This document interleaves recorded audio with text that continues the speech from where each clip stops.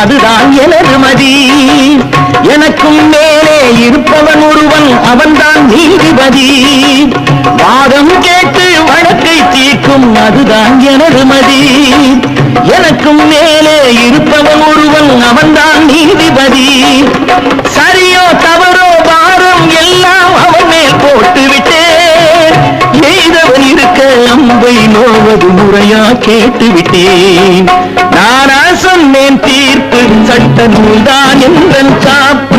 நான் சொன்னது சொல்லும் கிளிப்பிள்ளை, அட இறைவா என் மேல் தவறில்லை.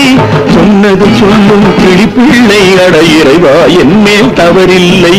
நானா சொன்னேன் தீர்ப்பு, சட்ட நூல்தான் என்றன் காப்பு.